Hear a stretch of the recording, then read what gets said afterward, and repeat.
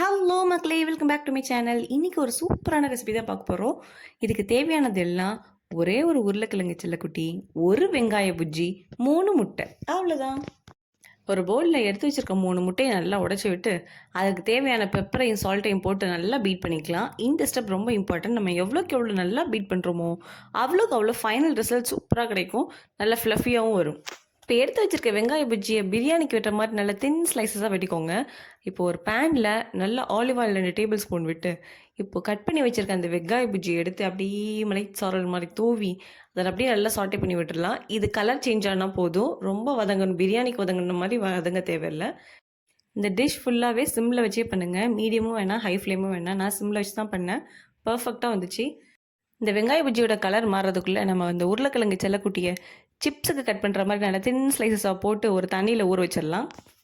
இந்த கேப்பில் நம்ம புஜ்ஜியோட கலர் மாறிடுச்சான்னு பார்த்துடலாம். ஆஹா, நல்லாவே கலர் மாறிடுச்சு. இந்த ஸ்டேஜே போதுமானது.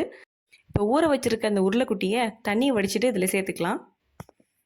இந்த டிஷ்ஷில் நம்ம உருளைக்குட்டியை வேக வைக்காமல் தான் சேர்க்குறோம். அதனால் ஸ்லைசஸ் வந்து சிப்ஸுக்கு போடுற மாதிரி நல்லா தின் ஸ்லைசஸாக தான் இருக்கணும். அப்போ தான் நல்லா வேகும். புஜ்ஜி மாவும் குட்டி மாவும் இந்த ஆயிலே நல்லா வேகட்டும் ஒரு 2 மினிட்ஸ்க்கு. இதோட கலர் சேஞ்ச் ஆனதுக்கப்புறம் இது ரெண்டையும் தூக்கி நம்ம அடித்து வச்சுருக்க முட்டையில் சேர்த்துக்கலாம். சேர்த்ததுக்கப்புறம் இதுக்கு தேவையான உப்பும் மிளகுத்தூளும் சேர்த்துக்கலாம். இப்போ இந்த கலவையை லைட்டாக கீழேருந்து மேலே விரட்டி விடுங்க. உருளைக்கிழங்கு செல்லக்குட்டி, வெங்காய புஜ்ஜி, முட்டை இதெல்லாம் 3 பேரும் ஃப்ரெண்ட்ஸ் ஆகட்டும், ஒன்றோடு ஒன்றா ஒட்டி இருக்கட்டும். அதுக்காக லைட்டாக கிளறி விட்டுக்கலாம். ரொம்ப பீட் பண்ணிட வேண்டாம், ஆல்ரெடி பீட்டன் எக் தான் இது. இப்போ இந்த கலவைக்கு தேவையான உப்பையும் மிளகுத்தூளையும் ஆட் பண்ணிக்கலாம். ஆட் பண்ணிவிட்டு அதையும் லைட்டாக கலந்து விட்டுக்கலாம். இப்போ நம்ம எந்த பாத்திரத்தில் வெங்காய புஜ்ஜியும் உருளைக்கிழங்கு செல்லக்குட்டியும் வறுத்தெடுத்தோமோ அதே பாத்திரத்தில் கொஞ்சமாக ஆலிவ் ஆயில் விட்டு நம்ம சேர்த்து வச்சுருக்க இந்த கலவையை ஊற்றிடலாம். நல்ல ஈவனாக ஸ்ப்ரெட் ஆகிற மாதிரி ஊற்றிக்கோங்க. ஊற்றிட்டு ஒரு லிட்டு போட்டு மூடி வச்சிடலாம். சிம்லே தான் இருக்கணும்.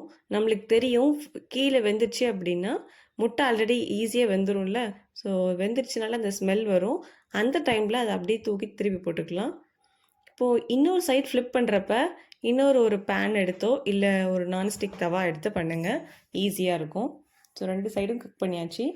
இப்போ ஃபைனல் ரிசல்ட் பாருங்கள், அமேசிங்காக இருக்கும். இதோட பேர் ஸ்பானிஷ் ஆம்லெட்.